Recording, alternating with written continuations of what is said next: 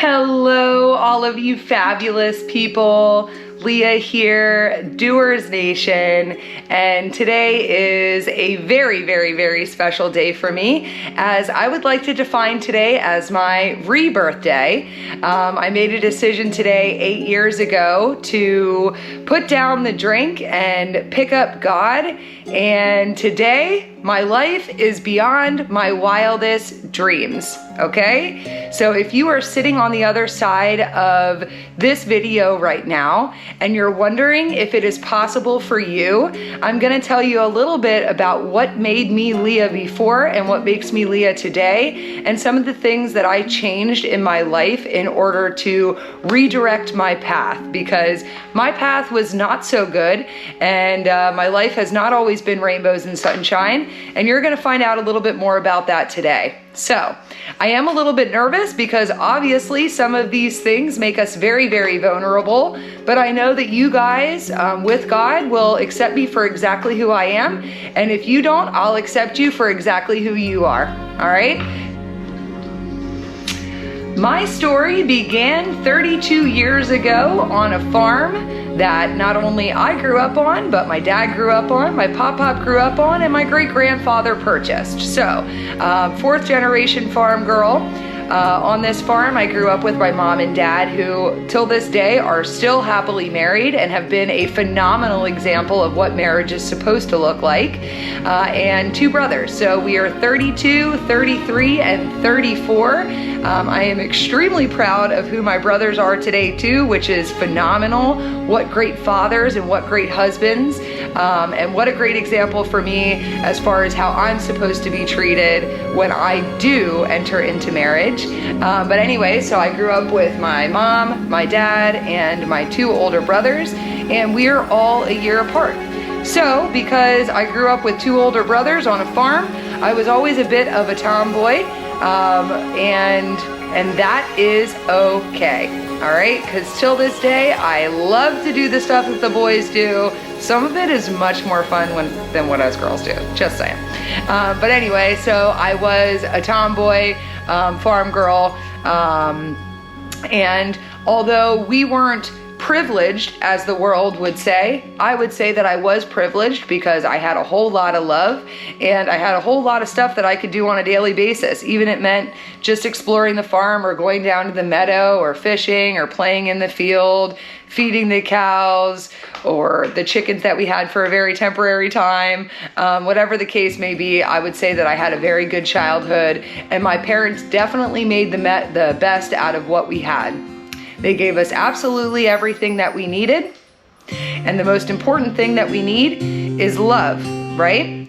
Okay, so they also did allow us to have some influence by the church. So I did grow up going to St. John's UCC in Fredericksburg, which is a small UCC church. And I've kind of had the fire for God in me from the gate, all right? I've had this very close relationship with God. So once I got into school and stuff like that, my parents gave us the opportunity to play sports. I have played soccer since I was 5 years old, and I added field hockey and basketball to that itinerary later on in life. I was a Girl Scout, which till this day, some of the skills that I have learned in Girl Scouts are some of the things that I love the most.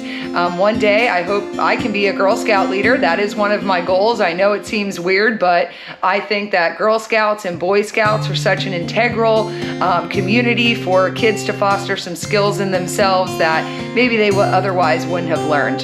Anyway, so soccer, basketball, field hockey. I was involved in the youth group. I went to church. I was involved actually in the STAR program. I was a peer mediator. You know, I did it all, okay? And it wasn't until I try to think back to when the world started influencing who I was instead of God being my influence primarily. And I can remember I got this role in our school play, and I was Mother Nature. Now, it's important for everybody to know that I have not always looked like this. I haven't always been shaped like this. And unfortunately, the world really puts down people who aren't of the perfect shape or size or dimensions, and that's pretty darn sad. So anyway, I had gotten this role as Mother Nature, and I had a group of girlfriends who I really thought were my best friends. And, you know, children, you know, comes animosity in whatever form for whatever reason, and most of the time I think it's just out of confusion. But regardless, I had caught a glimpse of a picture of myself that one of these people that was very important to me had to intentionally print out, because when I went to school, you didn't have digital, right? So they intentionally printed this out, and they had put a donut on the picture, and in the scene I must have been pointing my hand like this, and so I was like reaching for this donut, because I guess to them I was fat, okay? And I can remember thinking to myself, wow, the world must judge me based upon the way I looked. And I had never really looked at it that way prior to that moment, that even these people who are supposed to be my best friends, they define me in this manner, right? So I began to define myself in that manner, and I started to realize what insecurity feels like at a very young age. Well, I think that this is what our entire world struggles with. We struggle with how we can identify ourselves, how we can feel secure. And this happens the second that we live worldly instead of godly, right? Because if I have a relationship with the God of my understanding, and I can tell the distinct difference in when my life changed, I used to define myself by the way that God looked at me. All of a sudden, I started judging myself by the way that the world looked at me, right? Because I can be of the world, but I don't have to be in. I need to be in the world, but I don't need to be of the world.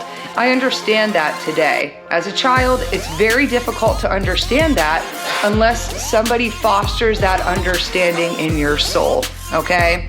And even then, it's still very difficult because we all just want to fit. We all want to feel loved, right? So I thought that the way that I needed to fit and the way that I needed to feel loved was by making sure that I was a certain size.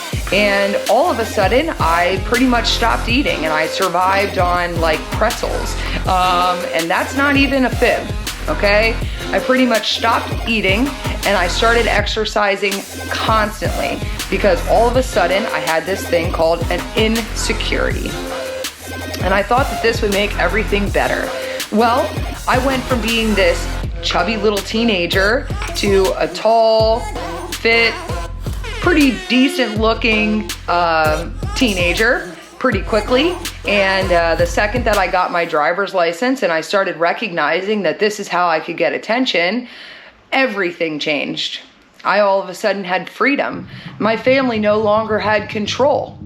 And I could start to be deceptive because I was no longer living godly. I was all of a sudden living worldly, okay? And trying to define myself by the way the world looked at me.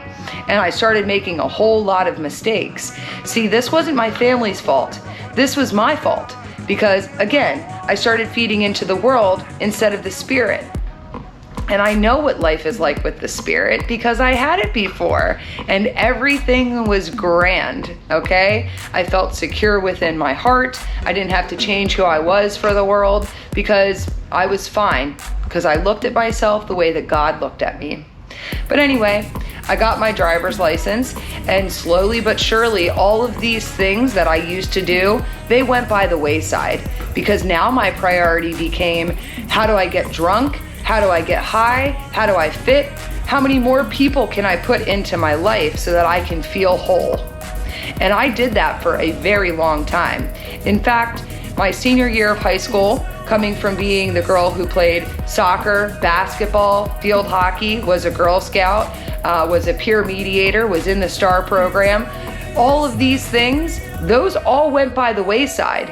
And again, I indulged in worldly things. So I actually ended up getting kicked out of my high school my senior year because I thought that it was cooler to hotbox my car smoking weed, and ended up getting there late. And me and my best friend, we got booted out of the school. This was the first time that my family really felt the repercussions of my actions, and I'm confident that it hurt them a lot. In fact, I know today that it definitely did hurt them a lot.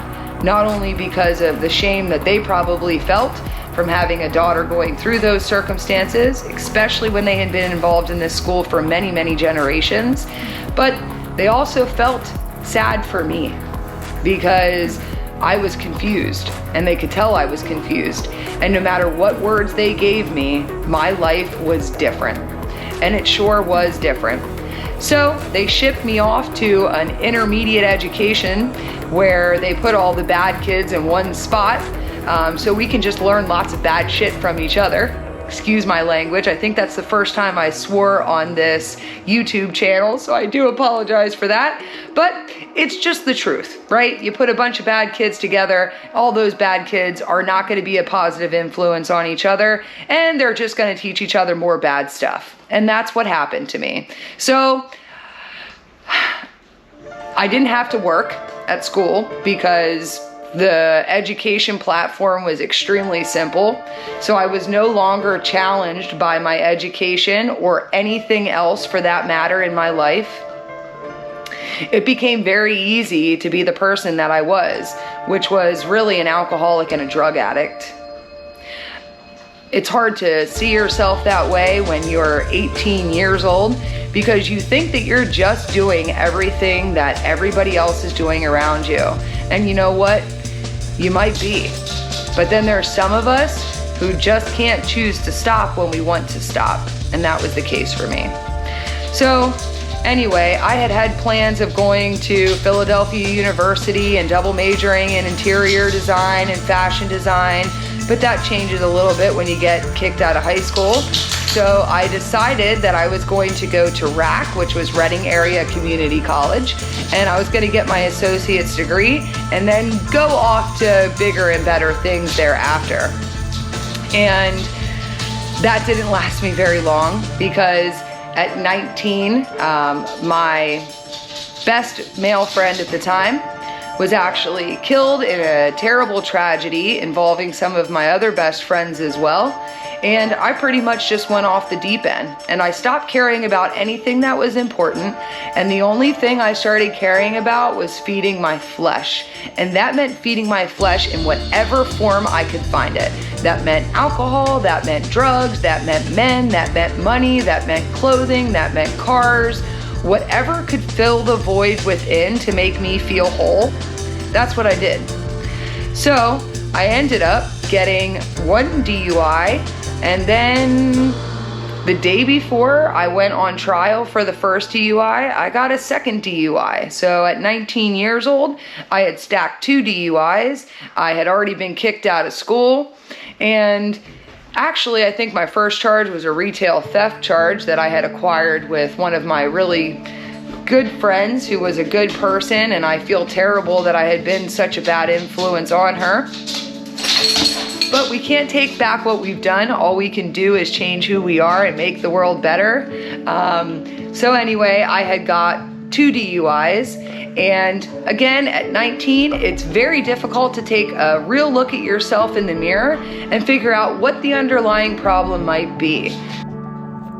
While editing this video, I thought it was important to note that unfortunately at this point, I had also already totaled 3 cars drinking and driving, and I was honestly extremely lucky that I only had 2 DUIs. I used to joke that it was booze cruising, they were road sodas. I did it all the time because that's just what I thought you did. So I continued to drink like a good alcoholic does, and I continued to use drugs as well. I pretty much manipulated the system, and because I don't look like a badass, I can get away with a whole lot. And I use that to my advantage. because we're self-centered and manipulative and dishonest in our addiction. And unfortunately, that just continues that vicious cycle because we end up feeling guilty about it, we feel worthless about it, and what do you do to make those feelings go away? Drink, use drugs, have sex, buy new clothing, buy a new car. Those things make you feel better, right? Temporarily they do, and then they leave an even bigger void within our soul, okay? So, anyway, 19, lost my best friend, stopped going to school, got 2 DUIs, my same day that my best friend died, actually. My great-grandmother passed away, my pappy got sent home terminally ill with cancer, and none of these things really concerned me because I felt so void and empty from having lost this human being who was like the one person who I felt understood me, the one person who I thought loved me unconditionally. They were dead. They weren't there anymore. So I, again, just continued down this bad path. I ended up working for Hershey, and I lost my license for quite a bit. I had gone to get help only to help my case, hopefully reduce some of my jail time, what have you. I did end up hiring an attorney for my second DUI, and somehow my sentencing date ended up being December 23rd. I was 20 then, because it does take a little while for your trial. And the only thing that my attorney was supposed to do for me was to get my turn-in date to jail after Christmas. So I had went into this court date with my friend Jen. Hi Jen, if you're watching. She took me into court, and I had absolutely no expectation that I would not be leaving that courtroom with Jen. But it turns out that that judge was unwilling to change the day that I turned myself in. And unbeknownst to me and my family, I went to jail on December 23rd. For those of you who have been to jail, you understand that it takes quite a bit of time in order to have phone lists approved and things of that nature. So at 20 years old, being the person who I used to be and now being the person I was then, I was very, very angry when they locked me up, and I had such an attitude that they threw my hiney right in the shoe. They threw my hiney in the shoe behind plexiglass, bars. This is where they put people on suicide alert, or the people who are absolutely uncontrollable. And that was me at that time of my life. So I spent that Christmas in the shoe behind plexiglass and bars, and the only thing that I was allowed to have was a Bible that the Jubilee ladies had given me. They got special permission to be able to give me on Christmas as my Christmas gift, and this Bible was titled Free on the Inside.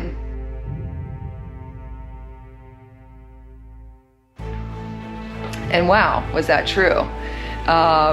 You know, you talk about moments that you have in your life where God speaks to you, and he spoke to me a couple times behind bars, but we'll get to that here later too.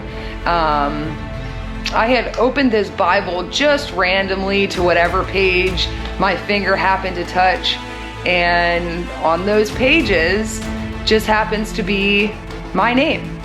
I opened up the Bible to like the 5 pages that mention Leah in the Bible.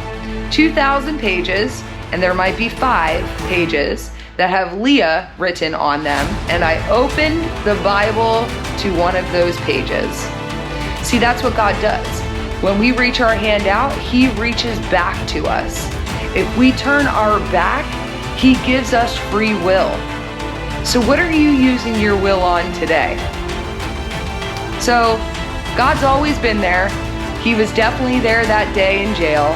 He was there for that Christmas. He was there that day I got kicked out of school. He was there the day I got my DUI and the second DUI, and we'll talk about the next one here shortly.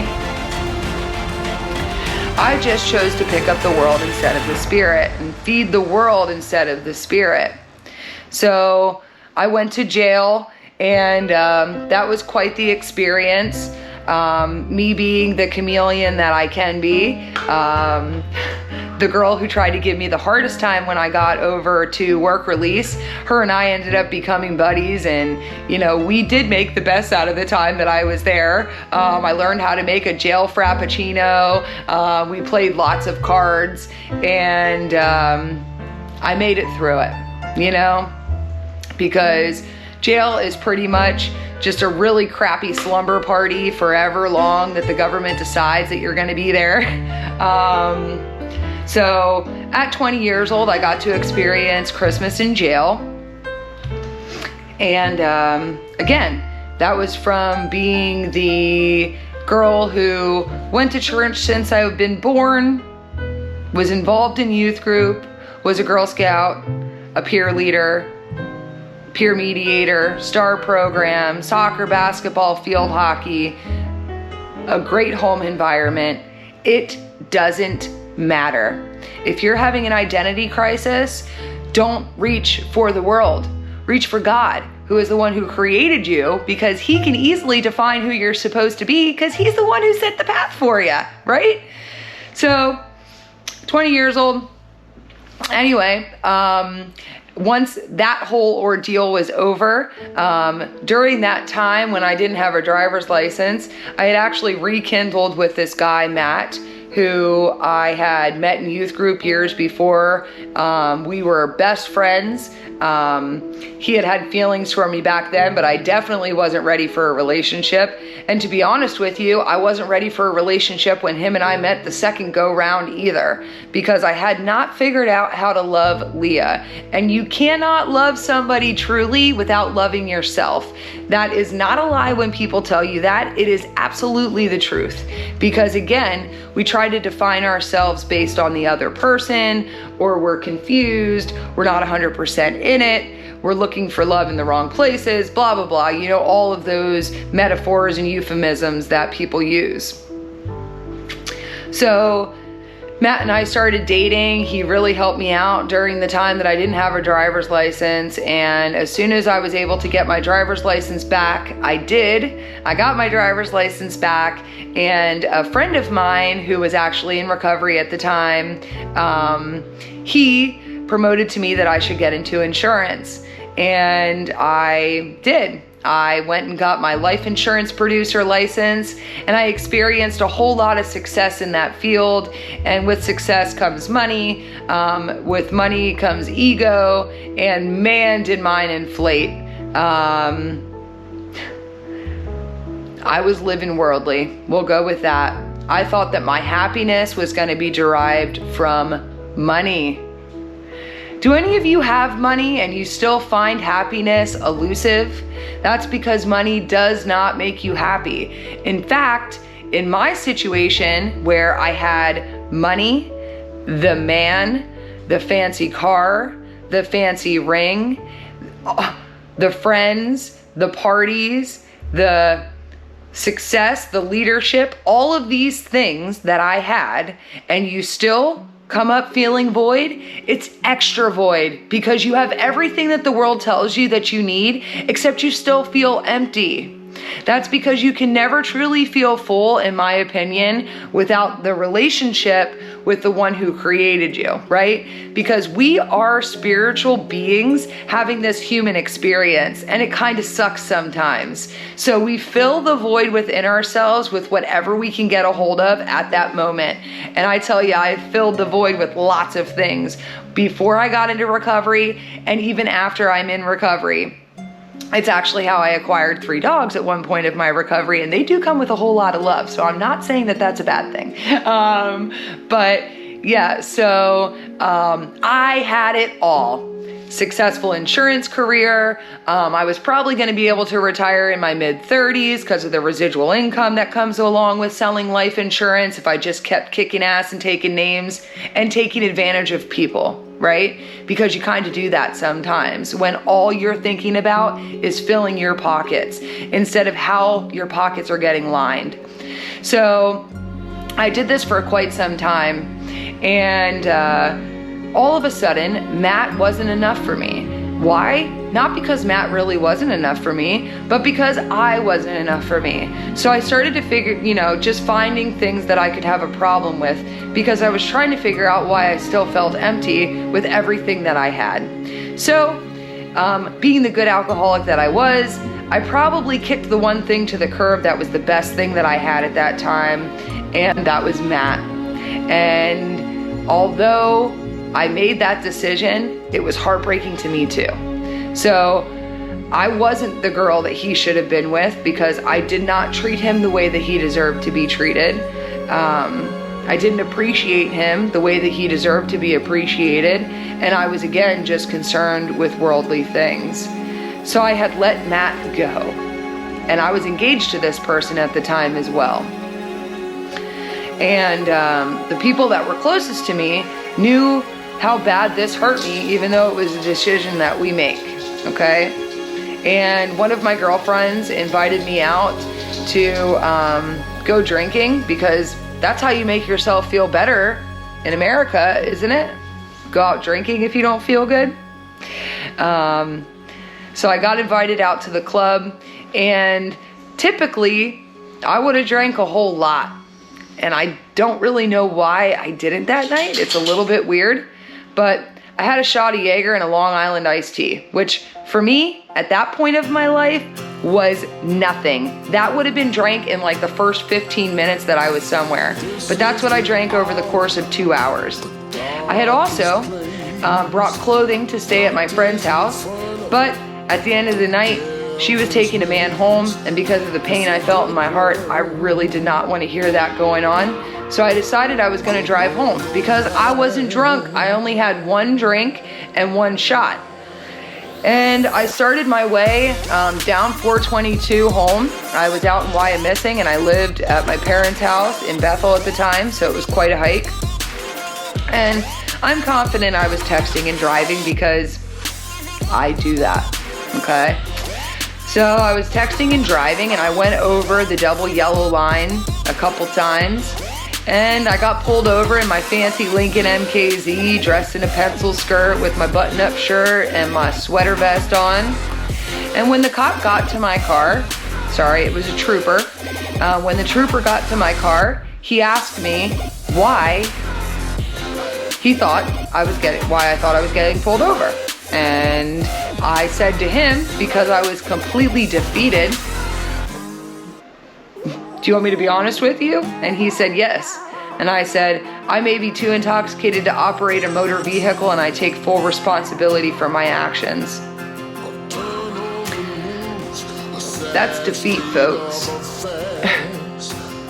Even as a drunk, I couldn't live with my dishonesty. So I told on myself, and you could tell by the trooper's face that he felt for me. He felt guilty about it, but it's his job, and I was irresponsible. So the Lincoln got parked across the street at the YMCA. I went and got some blood work, and boom, all of a sudden I had a third DUI. A third DUI carries a mandatory minimum of 1 to 5 in state prison. You lose your license for 5 years if you get 3 of them in 5 years. And this successful insurance career that I just built would definitely not be able to get managed while I was incarcerated for, again, a minimum of a year. So everything that I had built for myself after the first 2 was gone. I broke up with the man. I was gonna have to give up the career. The Lincoln MKZ very quickly could not get paid for because I didn't have a lucrative insurance career anymore. So I started hiding that puppy. And everything was in ruins around me, including the way that my family looked at me yet again. All right? Because not only were they disappointed in me, but they could also feel the pain that just emitted off of me everywhere I went. And I'm sure that it did. And trust me, I dressed it up really pretty. I put on a smile, I put on laughter, and I drank it away. And I drank it away, and I drank it away, and I drugged it away. And I had a heck of a lot of fun. Quote unquote fun. Is it really fun? I know better now. But at that time, I did not. And at that point of my life, I was pretty much like, I know what these trials look like. They take forever. And I was a stubborn ass, to be honest with you. So I had decided that I wasn't going to get any help because I was helpless. And I was going to turn myself in for my mandatory year. And that's exactly what I set out to do. I had put a whole plan together. You know, I am a planner. You can be a planner and a drunk at the same time, folks. You can be successful and a drunk at the same time, folks. You can be in a relationship and a drunk at the same time, folks. You can go to work and do well there and not miss it and still be a drunk. You can be extremely void and put on a show to the world that you are not if you want to. And I think a lot of us do this. But I was at a place of defeat. I accepted my defeat and I was ready to turn myself in for a year. So I had friends that were sending me all the books that I wanted to learn. I was going to learn Spanish while I was in jail. I was going to be toned up from the flow up. I was going to get closer with God, read the whole Bible, do all of these things. I had a mission set out to make the best out of being incarcerated for a year in jail, instead of just trying to figure out what the underlying problem was, which, by the way, is my thinking. As you can tell, as I try to turn myself in for a year. Anyway, my best friend Chrissy at the time took me to jail for me to turn myself in for a year with my names, phone numbers, and addresses sharpied to my leg. I went in there valiantly with 4 sports bras, 4 pairs of underwear, multiple pairs of leggings, and I was ready to take it on. And when I got to court, and I told my attorney, either you drop the paperwork for me to go to jail for a year, or I will relinquish you as my attorney, and I will be unhappy with my representation in front of the judge. You have a choice. You either write up the paperwork or you're gone. And he did just that. He wrote up the paperwork for me to turn myself in for a year. I was prepared, I was determined, and I was threatening. What else do you do, right? And plus, he wouldn't have to do very much work because I just accepted my defeat. I pay him $3,000 to pretty much draw up a piece of paper, which was my ultimate doom regardless. But that's what I wanted to do because Leah knows best, right? Wrong. And I just so happened to be standing in front of a judge who must have seen right through the act that I put on. And he was like, young lady, you're 23 years old, sitting in front of me with 3 DUIs. Obviously, you have experienced some success in your life as well by the way that you're dressed and the way you present yourself and by the way that you talk. Do you think that you might have a problem? Me? Problem? My only problem was that that officer pulled me over that night and I got a DUI and you guys are trying to take my life from me. So I'm going to turn myself in for a year in jail and get this over with. And the judge said, I will reduce your jail sentence if you get the help that you need. And I said, no, I don't need help. Put me in jail.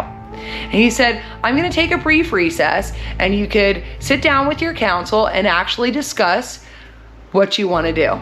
And we did a brief recess, and my best friend Chrissy said, Leah, what are you doing? Why don't you choose to get some help? Even if it's fake, they'll reduce your jail sentence. So the manipulative part of me thought, I might be able to do some of this treatment, not actually acknowledge any of it, and I might be able to catch a break in jail time. Why not? And she convinced me to get some help. And she saved my life that day. The judge saved my life that day. And Leah finally got out of her own way and did something different. You know, because our ego masks our reality sometimes. It's very difficult to acknowledge some of the issues that we have instead of just bulldozing through life, making wrong decisions because we just don't acknowledge what needs to change. And not that day did everything change, because I was still Leah at that point. My ego still ran my life, and I was still unprepared to make the necessary changes in myself so that my life reflected differently. And I remember going to get some funding to be able to go into treatment. And they do this, it's called a Corinne evaluation. And it talks about all your history, what you've been through in life, what you do, how much you use, what you have used, things like that. And I only gave this much of my story and the reality of who I was at that point. And the Corinne evaluation, despite my deceptiveness, still told me that I was supposed to do inpatient treatment. So with me telling this much about really what was going on, it still suggested that I have inpatient treatment. But I had made too much money at the time to be able to get funding for inpatient treatment, and I definitely did not have the funds available because I squandered every penny that I had. In fact, I was negative dollars, way negative, okay? That my only option was intense outpatient.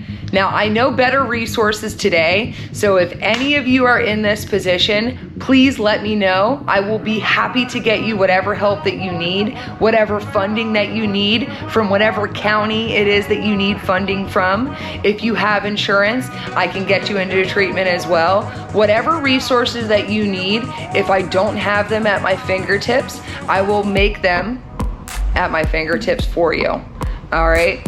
Because I did later on dedicate my life to some of that. But anyway, so I could not get treatment, inpatient treatment, because I couldn't afford it, and I couldn't get the funding because I made too much money the year prior, even though I had negative of this to show. And so they put me in IOP at the Karen Foundation. The weekend before I was supposed to start my IOP, I actually ended up going to a chainsaw carving convention and getting blasted out of my mind the entire time. I probably hadn't slept the 3 days either because I was using some other substances as well. And I came back a shell of myself, even more of a shell than I had always been, which I was seriously just a shell of myself ever since I started defining myself by the world instead of by God. And that was at a young age, again.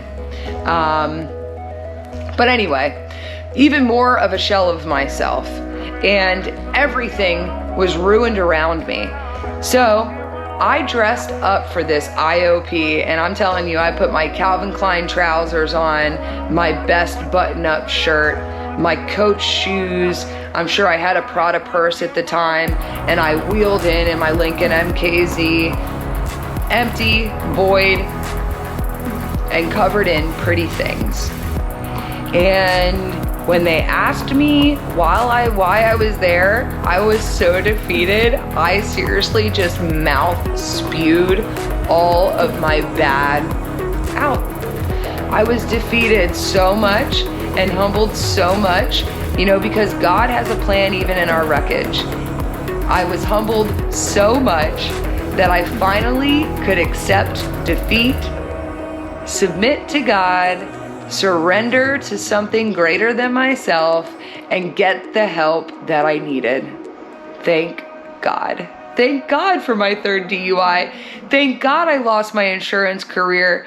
Thank God I was hiding the Lincoln and it ended up getting repoed.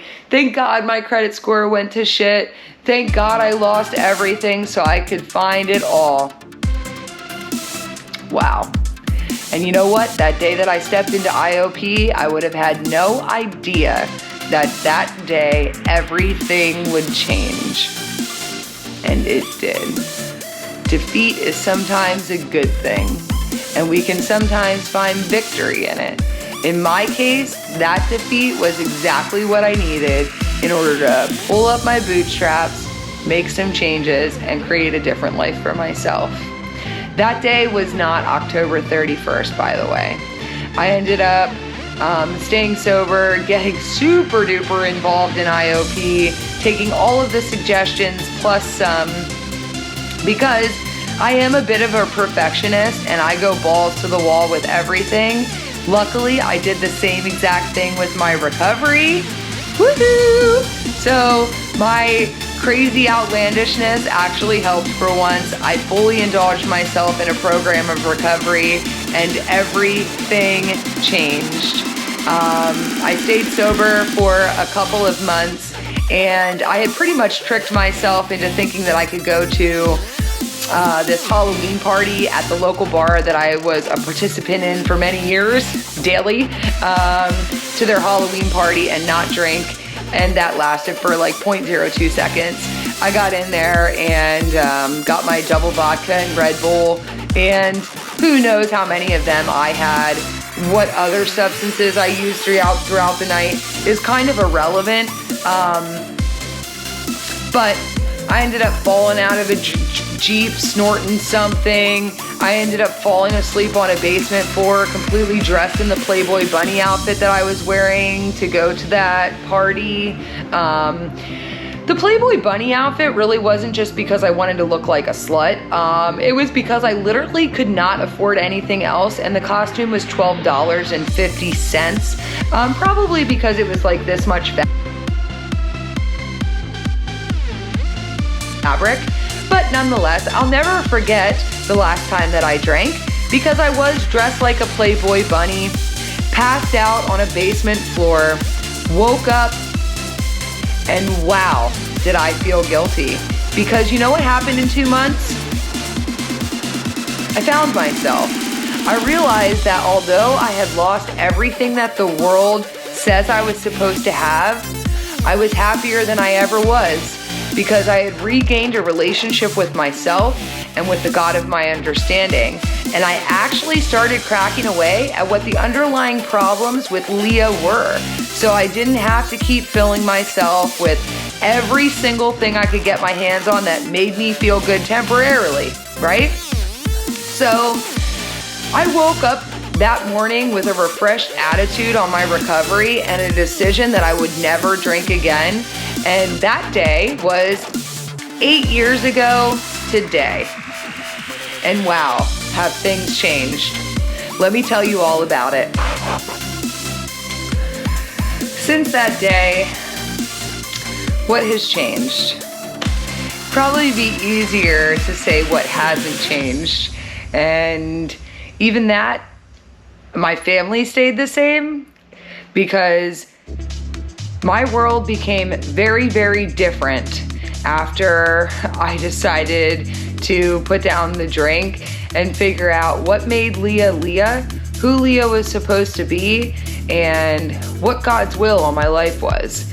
You know, this doesn't happen overnight. Recovery isn't easy. I can't say it is, but is it worth it?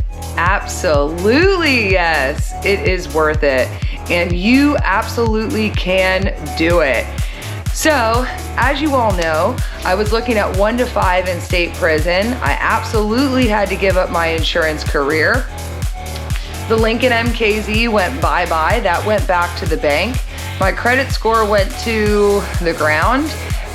In fact, it was so low, I didn't even know it could be that low. I thought the minimum was 400 on a credit score. It's not, folks. I can tell you that.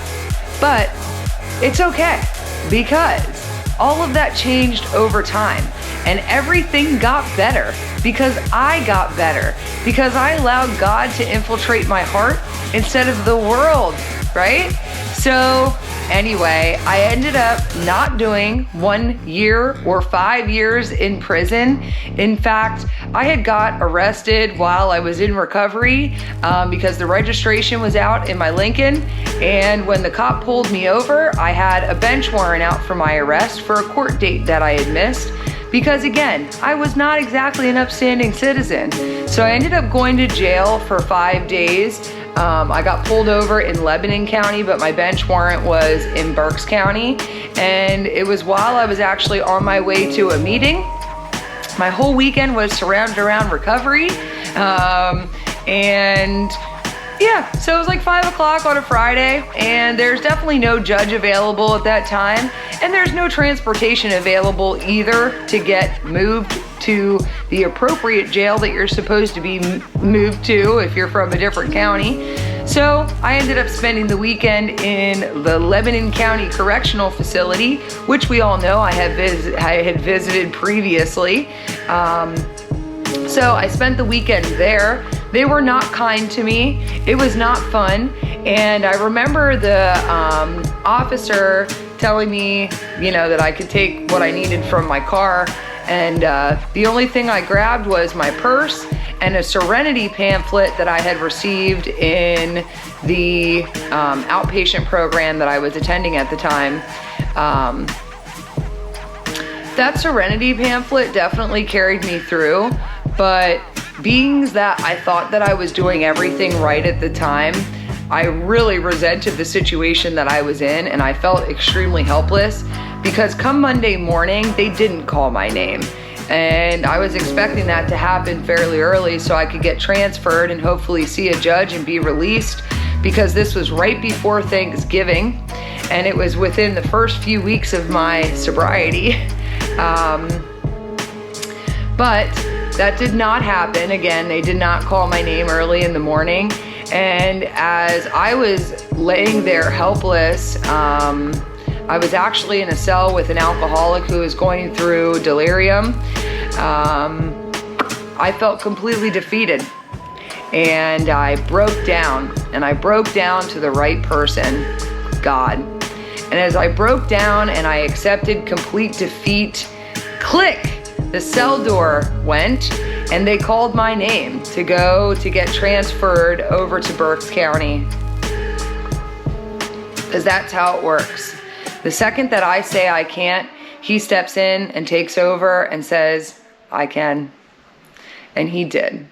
He delivered me. I got out of jail anyway, and they gave me time served for the 5 days that I spent in jail for that bench warrant.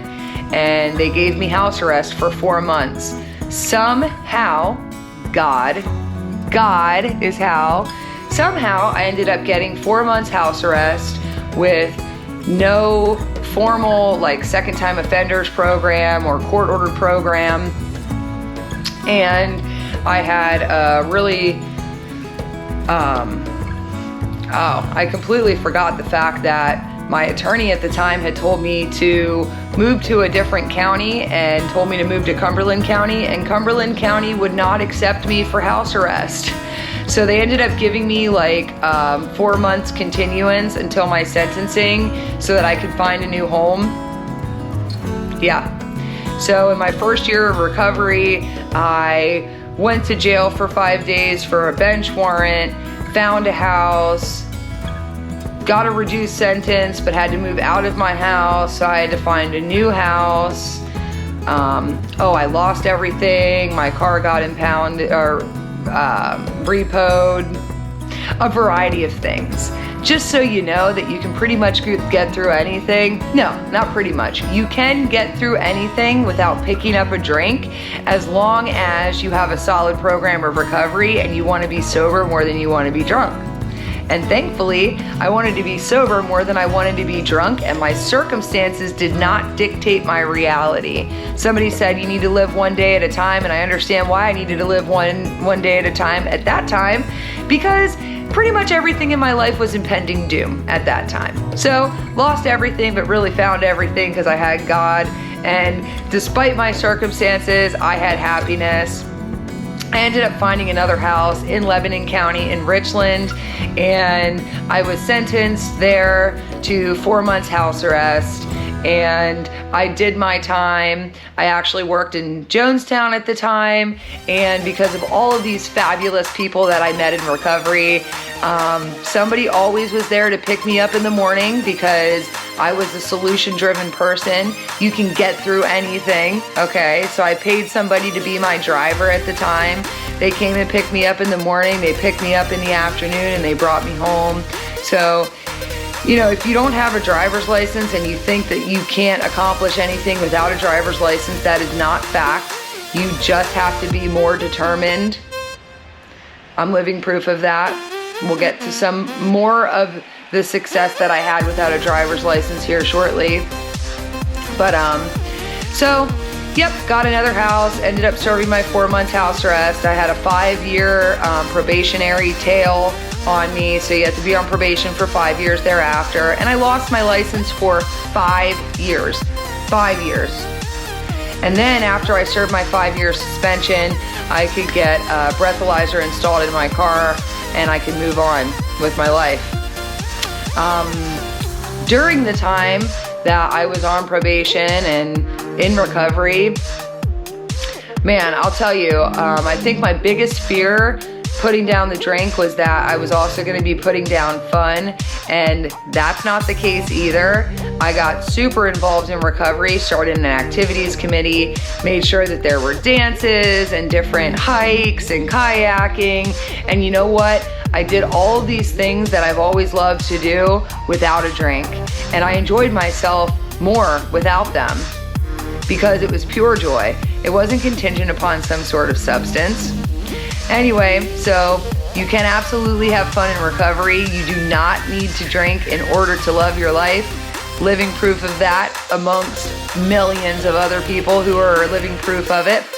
But hopefully my voice is what ignites something in you to maybe make some changes and live less worldly and more of the spirit. Because if drinking isn't your thing, we all have something that we usually pick up when we're feeling empty inside if we don't have God there to fill that void. So, yep, I worked, paid all of my bills, had a nice house, all of these things. And my best friend that I had mentioned that went to court with me and was the one that convinced me to get some help and not turn myself in for a year, she had fallen into a really dark path, and her and I remained friends, but I could see her dwindling away from the very substances that almost took my life. And she ended up passing away. And this was the person that was my best friend. Now, again, you know that I had lost another best friend in the past. And I'll tell you what, my reaction to her passing versus his passing was very different because I was sober-minded. I did not go off the deep end. I felt sadness, which is appropriate to feel when you lose somebody that you love. And I just felt the feelings instead of trying to escape them. Throughout my recovery, I've dealt with very many other challenges that some people just think you can't get through without picking up a drink. Even people who are not alcoholic in nature, just societal thing that we tell people, like if something is going wrong, you know, oh, I went home and I had a beer and unwound, you know, that's the norm today. And I get that. But for me, that couldn't be a part of my life anymore because I can't just have one. If I like something, I want it a lot, always. And I'm thankful today that it's God that I want and I like, and I want more of it always. I can overindulge myself in that and it doesn't cause me any pain and I don't lose anything. And if I do, it's probably part of His greater plan anyway. Just like everything else that's bad that's happened to me, it ended up all being good. Because God uses those things to bring victory to Him. And He also, you know, brought that victory into my life. So, you know, after she passed, was I broken? Yeah. But did I need to pick up a drink? No. In fact, it made me want this life even more because I had escaped that death. I did. Through God. Through a program of recovery. Through a 12-step program of self-betterment and self-discovery. And that's what it is. So I ended up moving into Lebanon, and which was a lot easier because I did not have a driver's license, and sometimes you have to make sacrifices in life to get through circumstances. So again, I wasn't gonna have my license for another 4 years, so I moved into Lebanon. I started working for a car dealership actually as a secretary while I had another job, and they gave me an opportunity to sell cars for them without a driver's license, which was amazing. So yes, I sold cars without a driver's license. I also sold life insurance when I was uninsurable, and I also became a real estate agent without a driver's license. So you can pretty much do whatever you set your mind to. It's just, you have to have the determination behind it. A lot of life is just deciding what you're gonna do instead of taking too much time to not ever make a decision, you know? So I moved into Lebanon, I started selling cars, I had some success there, and it was awesome. And I ended up leaving there, and I became a real estate agent. I eventually did get into the world of treatment and helping other people, and wow, is that ever rewarding. Today I have a completely different outlook on pretty much everything in life and what's important. I've learned a lot from the older people that I have come encounter with and what's important to them in their life at their old age, because they have figured out some life lessons that I haven't figured out yet, but I can through their example. And most often I have heard people say that they just haven't lived enough, that they were too consumed working. And I'm a worker. That's another one of my addictions is work. Work, work, work, work, work, work, work. You can completely escape life and yourself through work. And that's the truth. But it's not the life I want to live anymore. I don't want to escape anything, okay? So today my perspective on money has definitely changed. It is not the most important thing in the world. Time is the most important thing in the world. It's the one thing you can't buy. It's the one thing you can't get back. And it is our most precious commodity.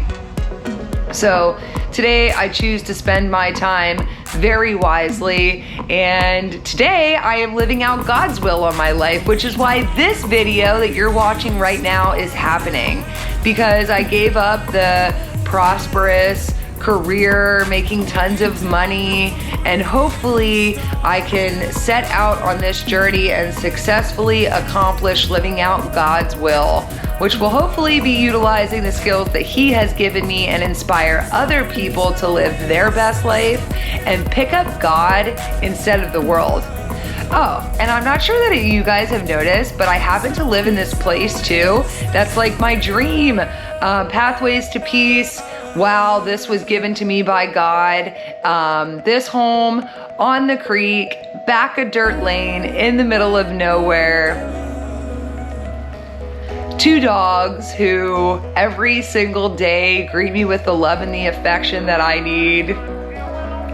Friends that have been there for me through everything. My family who has loved me through all of these hard times, despite who I was acting like, and all of the hurt and the pains that I've given them. They're still by my side. Life today is beyond my wildest dreams. So if you are struggling today, no matter what it is you're struggling with, just know that you can make it out. You can make it out better than you ever could have imagined. Please choose to pick up God instead of the world, and your life, tell me how it goes. Just tell me how it goes. I'm not going anywhere. I want to hear all about it. And I am so grateful that you guys are interested in even hearing my story. I hope it inspires some of you to do something different than what you did yesterday so that your tomorrow can be different than today, because it can. Just make a decision. Don't spend your whole life wanting something different. Decide that you want something different, and then just put the footsteps behind it. God is the best. He is the difference maker. And every single one of us has this void within us that we try to fill with the world. Just know that God can easily fill that void for you as long as you decide on a daily basis that He is, you know? I know that it sounds so simple, and we complicate things so much as human beings. Don't forget you are that spiritual being having a human experience, and that's why you get so frustrated. So if you feed the spirit instead of feeding the flesh, wow, you can release yourself from the bondage of the world, and you can live the life that you're intended to live. I love you guys so much. I hope you love me and accept me despite my past. And I hope it inspires some of you to create a better future. Because today, the future, I'm not worried about it. It's going to be wonderful. Hopefully, it is encompassed by God's will, and I continue to do the right thing day in and day out, one day at a time, without a drink. Love you guys. Bye.